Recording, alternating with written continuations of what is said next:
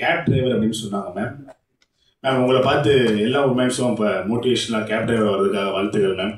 And இன்னும் ஒன்றா உங்களை மாதிரி ஆளுனா கேப் டிரைவர் வந்துட்டா எங்களை மாதிரி பசங்க 24 hours கேப்பில் தான் மேடம் இருப்போம். ஸோ அதையும் யோசிக்கணும். So let's welcome Arun Pandian sir. வாங்க சார். ஈகோ சார் வேணாமா sir? Okay sir, sorry sir.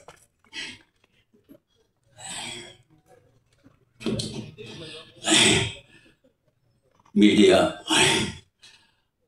Press எல்லாருக்கும் மதிய வணக்கம். இந்த மேடையில் பார்த்தீங்கன்னா எந்த சீஃப் கெஸ்ட் இல்லாமல் ஏன் இது வச்சுருக்கேன்னா, யார் வேணாலும் நம்ம கூப்பிட்டா ஒரு ப்ரெஷர் பண்ணால் தம்பி விஜய் சேதுபதியோ இல்லை யாரோ வரிசையாக சொல்லலாம், பேர் சொல்லி கூப்பிட்டா வந்துடுவாங்க. வந்து என்ன செய்வாங்க, கொஞ்ச நேரம் பார்த்ததில்ல படத்தை பற்றி அப்படி இருக்குது இப்படி இருக்குது, தமிழ் சினிமாவை புரட்ட போகுது அப்படின்னு ஏதாவது ஒன்று சொல்லி, அப்படி இல்லாமல் ஓகே நாளைக்கு வரலாறு ஆகும் அப்படி இப்படின்னு சொல்லாமல் நம்ம ஏதோ படம் பண்ணியிருக்கோம், நமக்கு பிடிச்ச படம் பண்ணியிருக்கோம், நீங்கள் கொடுத்த காசுக்கு கண்டிப்பாக அது வேஸ்ட்டாக இருக்காது. ஏன்னா ஸ்கிரிப்ட் அவ்வளோ ஸ்ட்ராங்காக இருந்துச்சு. அதனால தான் சீஃப் கெஸ்ட் இல்லாமல் என்னுடைய நண்பன் கருணாமூர்த்தி ஐங்கரன் உடைய மேனேஜிங் டைரக்டர் கருணா எல்லாத்துக்கும் ஒரு வணக்கம் போட்டு கருணா. தென் இன்னொரு சீஃப் கெஸ்ட் டைமண்ட் பாபு. மேலே வாங்க இவர் தான். மேலே வாங்க பாபு சார், மேலே வாங்க. என்னுடைய முதல் படத்தில் ஊமை வெளிகளில் அவருக்கு ஒரு சேர் போட்டுடலாமா?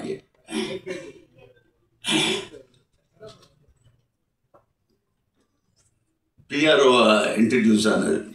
இவரை பற்றி சொல்லணும்னா, ஒரு வாட்டி ஷூட்டிங்கில் ரஜினி சார் ஷூட்டிங் நடந்துட்டு இருக்கு, பிரபு இருந்தார், பிரபன் இருந்தாங்க, எல்லாம் இருக்கும்போது நாங்கள் போனோன்னே ஹீரோ இங்கே வாங்க அப்படின்னாரு.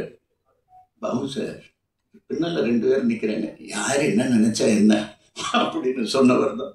என்ன பாபு கரெக்டாக இல்லையா? எத்தனை பேர் இருந்தாலும் ஹீரோன்னு ஆரம்பத்துலேருந்து சின்ன வயசுலேருந்து சொல்லி பழக்கம் ஆனதுனால அப்படி கூப்பிடுறேன்னு சொன்னார். ஸோ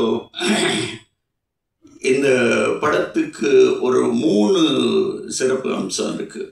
ஒன்று, எல்லாருமே புது டெக்னீஷியன்.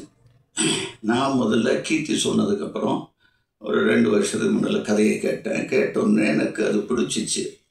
இவன் கூட மதனா வந்தான். மதன்னு ஒரு பையன் வந்தான், இவனுடைய அசிஸ்டண்ட். நல்லா இருக்குப்பா, இது கொஞ்சம் ஒர்க் பண்ணணும், உனக்கு அது பிடிச்சிச்சுன்னா நானும் சேர்ந்து ஒர்க் பண்ணால் தான் நம்ம பண்ண முடியும் சார், பண்ணலாம் அப்படின்னா. இல்லை அப்படி உனக்கு இஷ்டம் இல்லைன்னா நீ போயிட்டு வா அப்படின்னு. சரி சார் அப்படின்னு போன ஒரு 4 நாள் கழிச்சு திரும்பி வந்துட்டான். இல்லை சார் நம்ம ஒர்க் பண்ணி பண்ணுவோம் அப்படின்னா. சரி பண்ணும்போது உட்காந்துட்டு, சார் யூனிட்டாக எல்லோரும் ஒன்றா நாங்கள் சேர்ந்து பண்ணணும்னு ஆசைப்பட்டோம். யூனிட்டாக யார் யூனிட்டு? மியூசிக் டைரக்டர் புதுசு, எடிட்டர் புதுசு. அப்படியா? சரி, அவங்க எல்லாத்துக்கும் திறமையாக இருக்கா சார் கேட்குறீங்களா அப்படின்னு. ஒன்றும் வேண்டாம், சரி வர சொல்லு. எல்லோரும் வெளியே தான் நிற்கிறாங்க, வரிசையை கூப்பிட்டுட்டு வராங்க, வரிசையாக எல்லாத்தையும் கூப்பிட்டுட்டு வரோம். அப்படி வரிசையாக உள்ள வந்தவங்க தான். அதில் மியூசிக் டைரக்டர் வேற. என்னடா எடுத்துகிட்டு வந்த நீ? ஸ்பீக்கர்ஸு எல்லாத்தையும் எடுத்துகிட்டு வந்துட்டான். லேப்டாப் ஸ்பீக்கர்ஸ் எடுத்துகிட்டு வந்து இதுக்கு இப்படி ரீரெக்கார்டிங் வச்சுருக்கேன் அப்படின்னு சொல்ல ஆரம்பிச்சு எனக்கு உண்மையிலே இம்ப்ரெசிவாக இருந்துச்சு. சரி, நம்ம தான் எல்லாத்துக்கும் ஒரு வாரியார் மாதிரி இருக்கோமே, நம்ம எக்ஸ்பீரியன்ஸ் உள்ளே போட்டுட்டு இவங்க கூட சேர்ந்து ஒர்க் பண்ணுவோம். இவங்க சின்சியாரிட்டி பற்றி சொல்லணுன்னா, ஃபர்ஸ்ட் ஷெட்யூல் நாங்கள் ஒடிசா போகிறோம்.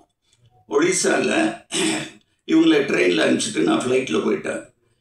போகும்போது அங்கே அந்த பைக் ஷாட் பார்த்தீங்களா ட்ரெய்லரில், அந்த பைக் அங்கே ஹையர் பண்ணணும். நான் உதவிட்ட கூப்பிட்டுட்டு பைக்கு எந்த மாதிரி, சார் நாங்கள் ட்ரெயினில் வரும்போது தூக்கிட்டு வந்துட்டோம்னா.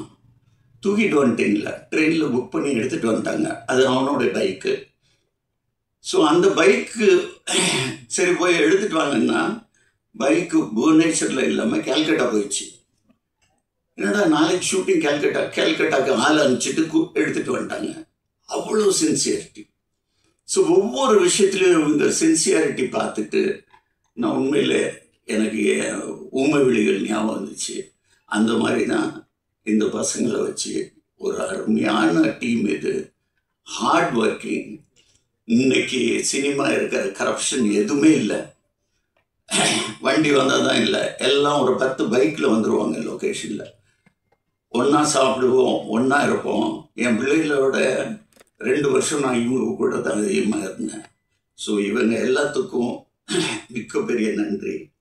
தென் இந்த படத்தில் இவங்க சொன்னது வரிசையாக சொல்லலாம். இவங்க எல்லாம் சொன்னாங்க, சார் நீங்கள் என்ன சொன்னாலும் சரி அது எல்லாம் உண்மை, எல்லாரும் உண்மை. ரமேஷ் திலக் வரல, அவனும் அதுதான் சொன்னான். சார் பணம் அப்புறமா பேசுவோம். ஆதித்ய மேனன் அப்படி தான் சொன்னான், பிரேம் அப்படி தான் சொன்னான், எல்லாருமே அப்படி தான். உண்மையில் எனக்கு என் மேலே ஒரு பெருமை ஆயிடுச்சு. அடப்பாவுமே இப்போவும் ஜனங்க நம்மளை நல்லவன் நம்பிட்டு இருக்காங்களே. ஆனால் உண்மையில் நான் இவங்க சொல்கிறதோட நான் முன்னால் இருக்கணும், நான் அஹெடாக இருக்கணும்னு சொல்லி இவங்களுக்கு எல்லாம் ஏற்பாடு பண்ணேன். இந்த படம் நிச்சயமாக உங்களுக்கு மட்டும் இல்லை, ஜனங்களுக்கு பிடிக்கும். இதுக்கு மேலே நான் இன்னும் 2 பேரை நான் மென்ஷன் பண்ணோம். என்னுடைய நண்பன் இணைந்த கைகளில் ஊமை விழிகளில் பண்ண செல்வகுமார், அவர் நான் இந்த படத்தில் ஒரு கேமரா சூப்பர்விஷன் மாதிரி பண்ண வச்சேன். தென் வேலுமணி எனக்கு டைலாக் ரைட்டர். இந்த படத்துக்கு ஒரு புது டைலாக் ரைட்டர் சரவணன் குமார், அவர் வரல. அவங்க one of the co producer also, Saravanan Kumar and AK Sekar. Velumani ஒரு பெரிய ரைட்டர், தவறிட்டார். இந்த நேரத்தில் அவரையும் மனசில் வச்சுக்கிட்டு கண்டிப்பாக எங்கே இருந்தாலும் இந்த படத்துக்கு வெற்றிக்கு அவருடைய ஒரு கான்ட்ரிபியூஷன் கூட இருந்திருக்கு. உங்கள் எல்லாத்துக்கும் அதிகமாக நேரமாயிட்டு இருக்கு. மீண்டும் சொல்லுகிறேன், இது ஒரு தரமான படம், நிச்சயமாக மக்கள்கிட்ட போய் சேரும். நன்றி, வணக்கம்.